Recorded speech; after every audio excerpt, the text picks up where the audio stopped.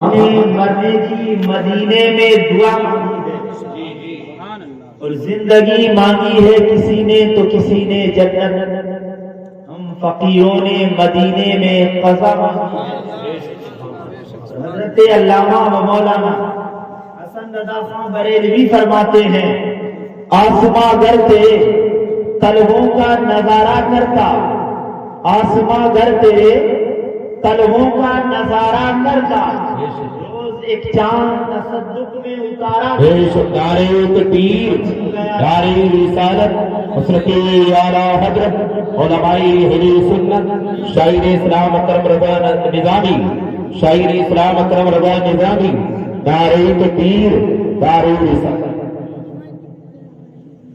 اور چھپ گیا چاند نہ آئی تیرے دیدار کی تاب، چھپ گیا چاند نہ آئی تیرے دیدار کی تاب. جی جی سامنے رہتا بھی تو سجدہ کرتا. جی جی حضرت آقا نعمت دریائے رحمت غباس بحر معرفت جبل الاستقامت سیدی سرکار اعلیٰ حضرت امام احمد رضا خان فاضل بریلوی جب بارگاہ مصطفیٰ میں نغمہ سرا ہوتے ہیں جی بے شک ہوتے ہیں صبح طیبہ میں ہوئی بٹا ہے بارہ جی بے شک طیبہ میں ہوئی بٹا ہے بارہ نور کا صدقہ لینے نور کا آیا ہے تارا نور کا. بے شک فرماتے ہیں میں گدا تو بادشاہ بھر دے پیالہ نور کا. بے شک میں گدا تو بادشاہ بھر دے پیالہ نور کا. نور دن دونا تیرا دیدار صدقہ نور کا.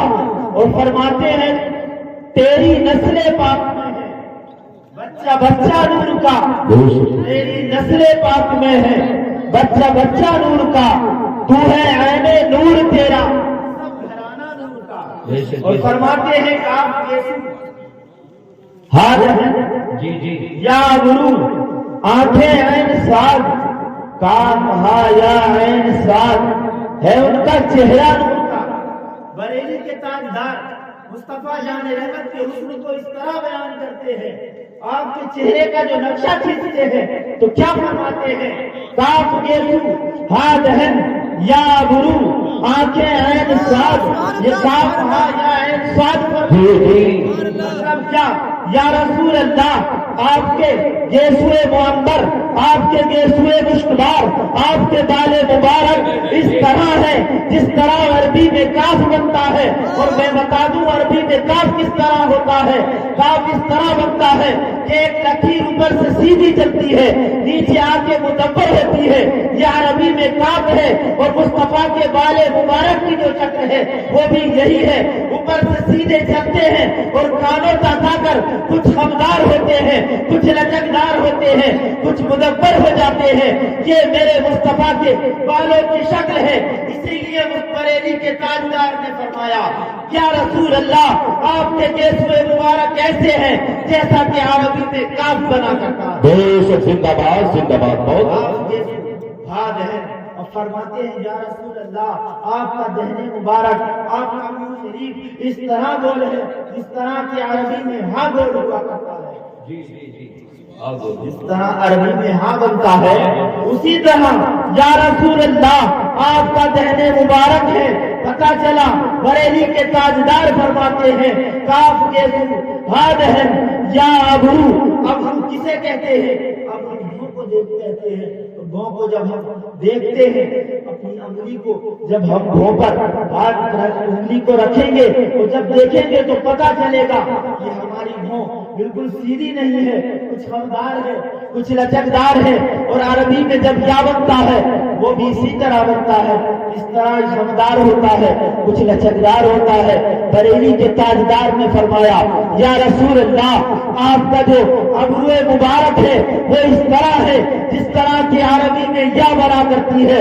اور پھر فرماتے ہیں کاف کے ہاں دہن یا ابرو آنکھیں عین سواد. فرماتے ہیں ایک طرف سے عین لکھے دوسری طرف سے سواد لکھتے میں اس کی جو شکل بنتی ہے وہ میرے مصطفیٰ کی آنکھوں کی شکل ہو جاتی ہے. زندہ باد نعرہ تکبیر نعرہ رسالت حضرت اعلیٰ حضرت سید شاداب علی صاحب قبلہ. آپ یسوع ہا دہن یا روح آنکھیں عین صاد کاف ہا یا عین صاد ہے ان کا چہرہ نور کا. اب یہ کاف ہا یا عین صاد کی جب بات آئی ہے تو یہ کاف ہا یا عین صاد ہے، یہ ہے کیا؟ یہ حروف مقطعات ہیں. پروردگار عالم نے قرآن مجید میں 3 طرح کی آیتیں نازل کی. کچھ آیتیں محکمات ہیں، کچھ آیتیں متشابہات ہیں، کچھ آیتیں مقطعات ہیں. 3 طرح کی آیتیں. اب بتا دوں آیتیں محکمات کون سی ہیں، آیتیں محکمات کا حکم کیا ہے، ان کا معنی، ان کا مطلب کیا ہے. تو آیتیں محکمات ان کا حکم یہ ہے، ان کا فلسفہ یہ ہے. آیت محکم وہ ہے کہ جس کا معنی ظاہر ہو اس کی مراد بھی وہی ہو. جو قرآن کی وہ آیت جس کا جو ترجمہ ہو اس سے مراد بھی وہی ہو. جسے قل هو اللہ احد اللہ الصمد لم یلد ولم یولد ولم یکن لہ کفوا احد. یہ آیات محکمات ہیں، جو ترجمہ ہے، جو ترجمے سے ظاہر ہے وہی اس کی مراد ہے. جیسا کہ الحمدللہ رب العالمین یہ آیت محکمات ہے، اور آیت محکمات جو ترجمے میں ظاہر ہے وہی اس سے مراد ہے. اور اس کا حکم یہ ہے کہ آیت محکم سے عقیدہ بنانا صحیح اور درست ہوتا ہے. اور آیت متشابہات وہ ہے کہ جو ترجمے میں ظاہر ہو وہ اس سے مراد نہ ہو. بے شک جیسا قل انما انا بشر مثلکم، یہ آیت متشابہات ہے، آیت متشابہ ہے. اور اس آیت متشابہات کا حکم کیا ہے؟ آیت متشابہات یعنی جو ترجمے میں ظاہر ہو وہ اس سے مراد نہ ہو. قل انما انا بشر مثلکم، فرما دو اے محبوب ان لوگوں سے کہ میں تمہاری طرح بشر ہوں. مصطفیٰ سے کہلوایا جا رہا ہے، لیکن جو ترجمے سے ظاہر ہے وہ اس کی مراد نہیں ہے، کیونکہ کبھی بھی مصطفیٰ جان رحمت ایک عام انسان کی طرح نہیں ہو سکتے. جیسے کہ ید اللہ فوق ایدیہم، قرآن مجید میں فرمایا ید اللہ فوق ایدیہم، ان کے ہاتھوں پر اللہ کا ہاتھ ہے نہیں. اللہ کا ہاتھ اگر ہم یہی عقیدہ بنا لے کہ اللہ کا ہاتھ ہے تو پھر یہ کیا ہوگا؟ یہ شرک ہو جائے گا. تو پتہ چلا آیت متشابہات وہ ہے جس کے ترجمے میں جو ظاہر ہو وہ اس سے مراد نہ ہو. اور آیت مقطعات وہ ہے نہ جس کا کوئی ترجمہ کسی کو معلوم ہو، نہ کسی اس کی تفسیر کسی کو معلوم ہو. جیسے الف لام میم ہے، الف لام را ہے، کاف ہا یا عین صاد ہے، الف لام میم صاد ہے. یہ آیتیں مقطعات ہیں. اب ہم قرآن مجید کو پڑھتے ہیں، جب ہم قرآن مجید کے اردو ترجمے کو دیکھتے ہیں، اب کسی بھی مکتبہ فکر کے ترجمہ قرآن کو لے آئے، یا کہ اشرف خلیل تھانوی کے ترجمہ قرآن کو لے کر آئے، یا کسی اور مکتبہ فکر کے کسی قرآن مجید کے ترجمے کو لے کر آئے، یا پھر اعلیٰ حضرت کے ایمان کے خزانے کنز الایمان کو لے کر آئے. اور جب ہم ترجمہ قرآن کو پڑھیں گے ہم کھولیں گے سب سے پہلے سورہ فاتحہ، اسے ہم دیکھیں گے، اس کا ترجمہ ہمیں نیچے مل جائے گا. آگے چلیں گے سورہ بقرہ شریف شروع ہوگی، الف لام میم سے آگے جب پڑھیں گے تو الف کا معنی ہمیں اس کے نیچے نہ ملے گا، لام کا معنی اس کے نیچے نہ ملے گا، میم کا معنی اس کے نیچے نہ ملے گا. آگے چلیں گے ذالکہ کا معنی مل جائے گا، لا ریب کا معنی مل جائے گا، فیہ کا معنی مل جائے گا. آگے بڑھتے چلے جائیں گے ہر سورت ہر لفظ کا معنی اس کے نیچے مل جائے گا. لیکن کسی مترجم نے الف لام میم کا ترجمہ نہ کیا، کسی مفسر نے الف لام میم کی تفسیر نہ کی. آخر وجہ کیا ہے تو مشہور زمانہ مفسر علامہ جلال الدین سیوطی کی بارگاہ میں چلتے ہیں.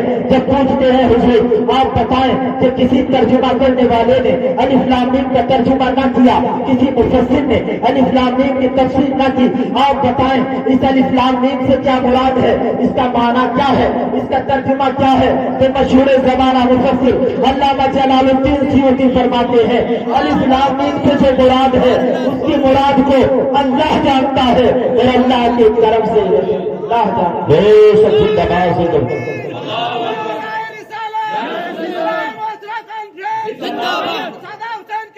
زندہ باد زندہ باد. माशाल्लाह माशाल्लाह, क्या الف لام میم سے جو مراد ہے اس کی مراد کو اللہ جانتا ہے اور اللہ کی طرف سے رسول اللہ جانتے ہیں.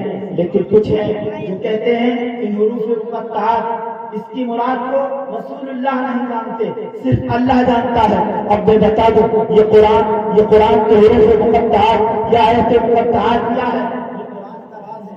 راز کہتے کسے ہیں؟ جی کہتے کسے ہیں؟ جی. راز دو لوگوں کے بیچ ہوتا ہے. راز دو لوگوں کے بیچ ہوتا ہے. قاری نذیر صاحب اٹھے اور مولانا شہادت صاحب کے کان میں کوئی بات کہہ دے اور کہیں قاری شہادت صاحب یہ میرے اور تمہارے بیچ راز ہے، اسے کسی کو نہ بتانا، میں جانوں تم جانو، تیسرا کوئی نہ جانے، یہی راز ہے. اور یہ حروف مقطعات قرآن کا راز ہے. جی جی. تو پتا چلا جب راز ہے تو راز کو دینے والا خدا جانتا ہے اور جسے دیا اس کے راز کو وہ مصطفیٰ جانے. مصطفیٰ جانتے بے شک. جی جی. خدا جانے، مصطفیٰ جانے، تیسرا کوئی نہ جانے.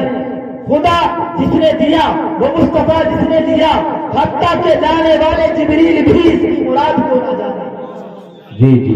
پتا چل گیا جبریل کا نہ جاننا اور میرے نبی کا جاننا اس بات کی دلیل ہے کہ مصطفیٰ شاگرد نہیں اور جبریل استاد نہیں. جی بے شک. کہ جبریل استاد ہے، میرے نبی شاگرد ہے، تو جبریل کا نہ جاننا اور میرے نبی کا جاننا اس بات کی دلیل ہے کہ میرے نبی شاگرد نہیں اور جبریل استاد نہیں. استاد نہیں بے شک. حروف مقطعات یہ قرآن کا راز ہے اور راز دو لوگوں کے بیچ ہوتا ہے، دینے والا خدا جانے، لینے والے مصطفیٰ جانے. اگلی بات آقا دو جہاں علیہ السلام کو رب نے بے شمار معجزات عطا کیے. سر سے پاؤں تک مصطفیٰ کو سراپا معجزہ بنا کر بھیجا گیا. مصطفیٰ انگلی سے اشارہ کرے ڈوبا سورج پلٹ آئے، یہ مصطفیٰ کا معجزہ ہے. چاند کو اشارہ کرے اپنا سینہ چاک کر دے، یہ میرے مصطفیٰ کا معجزہ ہے. درختوں سے اطاعت کرائے، میرے مصطفیٰ کا معجزہ ہے.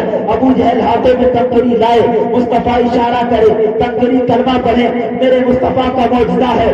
درختوں کو اطاعت کرا دے، میرے مصطفیٰ کا معجزہ ہے. جانوروں سے سجدہ کرائے، یہ میرے مصطفیٰ کا معجزہ ہے. میرے نبی کے پائے مبارک اگر پتھر پر کوئی اتر جائے وہ موم کی طرح پگھل جائے، یہ میرے مصطفیٰ کا معجزہ ہے. میرے مصطفیٰ کے معجزات بے شمار ہے، لیکن میں پوچھتا ہوں میرے مصطفیٰ کا سب سے بڑا معجزہ کیا ہے؟ کیا درختوں سے سجدہ کرا، درختوں سے اطاعت کرا دینا، کیا جانوروں سے سجدے کرا دینا، کیا سورج کو پلٹا دینا، کیا چاند کو بے ٹکڑے کر دینا، کیا پتھر کو پگھلا دینا؟ آخر میرے مصطفیٰ کا سب سے بڑا معجزہ کیا ہے؟ تو سنے میرے مصطفیٰ کا سب سے بڑا معجزہ قرآن مجید ہے. اتنا بڑا معجزہ، اتنا بڑا معجزہ کہ بریلی کے تاجدار فرماتے ہیں تیرے آگے یوں ہے دبے بچے فصحا عرب کے بڑے بڑے، کہیں جانے کے منہ میں زبان نہیں بلکہ جسم میں بے شک. دارِ تقدیر، دارِ رسالت، مسلکی اعلیٰ حضرت فیضانی سلامی حضرت مفتی سید شاداب علی صاحب قبلہ، دارِ تقدیر، دارِ رسالت. قرآن میرے نبی کا سب سے بڑا معجزہ. لیکن اب بتاؤں کہ قرآن میرے نبی کا سب سے بڑا معجزہ کیوں ہے؟ کیا اس لیے کہ اس میں آیات ہیں؟ کیا اس لیے کہ اس میں رکوعات ہیں؟ کیا اس لیے کہ اس میں شد و مد ہے؟ کیا اس لیے کہ اس میں زیر و زبر ہے؟ آخر قرآن میرے نبی کا سب سے بڑا معجزہ کیوں ہے؟ تو سنے قرآن اپنی فصاحت و بلاغت کی بنیاد پر سب سے بڑا معجزہ ہے. اتنا بڑا معجزہ، اتنا بڑا معجزہ کیوں ہے؟ فصاحت و بلاغت کی بنیاد پر ہے. اور بلاغت کہتے کسے ہیں؟ بلاغت کا تقاضا کیا ہے؟ بلاغت کا تقاضا ہے کہ سامنے والے سے جب بات کریں تو اس زبان میں کریں جو سامنے والا سمجھ جائے. یہ بلاغت کا تقاضا ہے. آپ عربی سمجھے میں فارسی میں بات کروں یہ بلاغت کے خلاف ہے، اور فارسی سمجھے میں سنسکرت میں بولوں یہ بلاغت کے خلاف ہے. بلاغت کا تقاضا یہ ہے بات اس انداز اور اس زبان سے کی جائے کہ جسے سامنے والا سمجھ لے تو پتا چلا قرآن اگر کوئی یہ مانتا ہے قرآن کے ان حروف مقطعات کی مراد نبی کو نہیں معلوم تو وہ یہ مانتا ہے کہ اللہ نے قرآن میں ایسا ٹکڑا ایسی آیات نازل کی جس کی مراد کا علم مصطفیٰ کو نہیں ہے تو یہ بلاغت کے خلاف ہو جائے گا. تو سنے جو بلاغت کے منکر ہوگا وہ سب کچھ تو ہو سکتا ہے لیکن کبھی مومن نہیں ہو سکتا. قرآن کی بلاغت کا منکر ہے وہ سب کچھ ہو سکتا ہے لیکن کبھی مومن نہیں ہو سکتا. تو بلاغت کا تقاضا یہ ہے ہم مان لیں کہ حروف مقطعات کی مراد کو اللہ جانتا ہے اللہ کے کرم سے رسول اللہ جانتے ہیں. حروف مقطعات کی باقاعدگی سے بتا دیا. بریلی کے تاجدار نے فرمایا کاف دیسو ہا بہن یا ریو عین صاد کاف ہا یا عین صاد ہے ان کا چہرہ نور کا اور فرماتے ہیں اے رضا یہ احمد نوری کا فیض ہے. بریلی کے تاجدار کی انکساری دیکھو عاجزی دیکھو. فرماتے ہیں اے رضا یہ احمد نوری کا فیض نور ہے ہو گئی تیری غزل بڑھ کر بریلی کے تاجدار یہ درس دے رہے ہیں اگر کچھ مل جائے اگر کچھ بزرگوں سے مل جائے اللہ کی عطا ہو جائے تو اپنے فخر اور تکبر سے سینے کو نہ پھاڑنا آستینے نہ چڑھانا بلکہ اگر کچھ مل جائے تو اپنے بزرگوں کی طرف نسبت کر دینا کہ یہ میرے بزرگوں کا کرم ہے. اسی لیے تو بریلی کے تاجدار کہہ رہے ہیں اے رضا یہ احمد نوری کا فیض نور ہے ہو گئی تیری غزل تیری غزل بڑھ کر قصیدہ نور کا. ایک مرتبہ درود پاک پڑھ لیں. اللہم صلی علی سیدنا وعلی آل سیدنا مولانا محمد مبارک وسلم صلاۃ و سلام علیک یا رسول اللہ. حضرات اس جلسے کا جو ٹائٹل ہے وہ اصلاح معاشرہ ہے. اصلاح معاشرہ معاشرے کی اصلاح ہونی چاہیے. آخر اصلاح کیا ہے اور پھر جو میں نے بتایا وہ سے اعظم کی نسبت اس سے ہے وہ سے اعظم کی نسبت سے اس جلسے کو سجایا گیا. اور وہ سے اعظم کی طرف ہم چلتے ہیں اور اسی وہ سے اعظم رضی اللہ تعالی عنہ کی جو تعلیمات ہے جو ان کے معاملات ہیں انہیں ہم دیکھتے ہیں کہ وہ سے اعظم نے اپنے چاہنے والوں کو کیا درس دیا ہے. وہ سے اعظم رضی اللہ تعالی عنہ ہے جو بچپن کا معاملہ ہے تعلیم کچھ حاصل کر چکے اور جب والدہ محترمہ کی طرف جاتے ہیں اور کہتے ہیں امی جان میں آگے کی پڑھائی حاصل لینے کے لیے آگے علم حاصل کرنے کے لیے بغداد مدرسہ نظامیہ میں جانا چاہتا ہوں. امی کہہ رہی ہیں بیٹا میرا دل تو نہیں چاہتا کہ میں تمہیں باہر بھیجوں لیکن جب تمہارا شوق ہے کہ تم علم دین حاصل کرنے جاؤ تو تمہیں روکوں گی بھی نہیں. والدہ کیا کہہ رہی ہیں بیٹا میں تمہیں روکوں گی بھی نہیں اور والدہ دیکھ رہی ہیں. والدہ جانتی ہیں کیونکہ وہ بھی ولیہ ہیں متقیہ ہیں پرہیزگار ہیں اللہ کی ولیہ ہیں اور وہ والدہ ہے ویسے اعظم دیکھ رہی ہے میرا بیٹا آج مجھ سے جدا ہوگا لیکن آج جدا ہوگا اور قیامت تک میں اس بیٹے کو پھر کبھی آنکھوں سے نہ دیکھ پاؤں گی. اس کے باوجود علم دین حاصل کرنے کے لیے تعلیم کے لیے بغداد بھیجنے کی اجازت دے رہی ہے. اور کیا کہتی ہیں بیٹا میں اجازت تو دے رہی ہوں یہ 40 اشرفیاں تمہارے حصے کی ہوں وہ حصے کی ہے تمہاری صدری میں مسلتی ہوں تم جاتے رہے ہو. درس کیا دے رہی ہے بیٹے کو سکھا کیا رہی ہے. کہتی ہے بیٹا میں تم سے کہہ رہی ہوں تم مجھ سے وعدہ کرو اگر کتنی بھی بڑی مصیبت کوئی پریشانی آ جائے تو وعدہ کرو کہ کبھی جھوٹ نہیں بولو گے. والدہ سے وعدہ کیا. غوث اعظم بچپن کا زمانہ ہے ابھی اور ایک قافلہ جو بغداد کی طرف روانہ ہوا اس کے ساتھ غوث اعظم روانہ ہو گئے. چلتے ہیں چلتے چلتے راستے میں اس قافلے کو ڈاکوؤں نے نہ گھیرا. ڈاکوؤں نے لوٹا سب کا مال لوٹتے جو نہیں بتاتا اسے ہلاک کرتے سب سے لوٹ رہے ہیں. آخر ایک ڈاکو نے آ کر غوث اعظم سے پوچھا بیٹا یہ بتاؤ آپ کے پاس بھی کچھ ہے. غوث اعظم نے فرمایا ہاں میرے صدری میں 40 اشرفیاں ہیں. اس ڈاکو نے سوچا بچہ مذاق کر رہا ہے اس کے پاس 40 اشرفیاں کہاں سے آ گئی. دوسرے نے پوچھا یہی کہا. اور جب وہ ڈاکو تمام مال و اسباب اور قافلے کا لوٹ چکے اور جب سردار سے مل کر آپس میں وہ مشورے کر رہے تھے مال کا اکٹھا کر رہے تھے کس نے کس سے کیا چھینا جب ایک ڈاکو نے کہا ہمارے سردار ہو بتاتا ہوں. ایک بچے نے کہا تھا کہ میرے پاس 40 اشرفیاں ہیں. اس بچے نے کہا تھا کہ فلاں اس قافلے میں جسے ہم نے ہم آ رہے ہیں، کہا اس بچے کو بلا کر لاؤ۔ اس بچے کو بلایا گیا، ڈاکوؤں کے سردار نے پوچھا بیٹا ذرا یہ تو بتا کیا تیرے پاس 40 اچرکیاں سچ میں ہیں؟ کہا ہاں میرے پاس 40 اچرکیاں ہیں۔ کہا بیٹا بتا تو کہاں ہے؟ وہ سیاست نے وہ صدری اتاری اور کہا کہ اس صدری میں سے نہیں ہے۔ صدری میں دیکھا وہ 40 اچرکیاں غوث پاک کے پاس تھی۔ وہ جب اشرفیوں کو دیکھا وہ ڈاکو حیرت میں پڑ گئے اور وہ ڈاکوؤں کا سردار تعجب میں پڑ گیا۔ آخر کہا اے بیٹا ذرا یہ تو بتاؤ، اگر تم نہ بتاتے ہمیں پتا نہ چلتا کہ اشرفیاں ہے بھی یا نہیں ہے، آخر کیسے تم نے بتا دیا؟ کیوں ہمیں بتا دیا؟ تو کہا میں جھوٹ کیسے بولتا، جب میں چلا تھا میری ماں نے مجھ سے وعدہ لیا تھا اور میری ماں نے مجھے وعدہ لیا تھا اور مجھ سے کہا تھا بیٹا کتنی بھی مصیبت آ جائے تم کبھی جھوٹ نہ بولنا۔ بتاؤ ان 40 اشرفیوں کے لیے میں اپنے ماں کے کیے ہوئے وعدے کو کیسے توڑ دیتا؟ جب سردار نے سنا آنکھوں میں اس کے آنسو آ گئے، کہنے لگا سوچنے لگا یہ بچہ تو اپنے ماں سے کیے ہوئے وعدے کو نہیں توڑتا۔ کل ہم نے عالم ارواح میں جو اپنے رب سے وعدہ کیا تھا، جو ہم نے وعدہ کیا تھا، ہم اس وعدے کو توڑ رہے ہیں۔ اور سوچتے آنکھوں میں آنسو ہے اور کہنے لگا وہ ڈاکٹروں کے سردار اے بیٹا میں تیرے ہاتھ آگے بڑھا، میں تیرے ہاتھ پر سچے دل سے توبہ کرتا ہوں اپنے تمام گناہوں سے اور اپنے تمام ڈاکہ اور چوری سے میں آج توبہ کر رہا ہوں۔ اور پھر غوث اعظم فرماتے ہیں کہ میرے ہاتھ پر سب سے پہلے توبہ کرنے والا یہی آخر غوث اعظم بچپن میں ہی ہمیں کیا درس دے رہے ہیں؟ یہ درس دے رہے ہیں مصیبتیں آئیں آتی رہیں، پریشانیاں آئیں آتی رہیں، لیکن اپنے رب سے کیے ہوئے وعدے کو کبھی نہ توڑنا، کبھی گناہوں میں ملوث نہ ہونا، عیاشیوں سے باز آ جاؤ، گناہوں سے باز آ جانا، مکاریوں سے باز آ جانا، چوریوں سے باز آ جانا، یہ درس ہمیں غوث اعظم دے رہے ہیں۔ آج ہم غوث اعظم کے نام لیوا، ان کے ماننے والے، ان کے چاہنے والے، ان کے دامن سے وابستہ ہو کر اپنی زندگی کو گزارنے کا دعویٰ کرنے والے، آج ہم اپنے گریبان میں جا کر اپنی زندگیوں کو دیکھیں، اپنے شب و روز کو دیکھیں، اس طرح ہم زندگی گزار رہے ہیں۔ لمحہ لمحہ ہم گناہوں میں ملوث ہیں، عیاش ہمارے اندر ہیں، مکار ہمارے اندر ہیں، چور ہمارے اندر ہیں، شرابی ہمارے اندر ہیں، سٹے باز ہمارے اندر ہے۔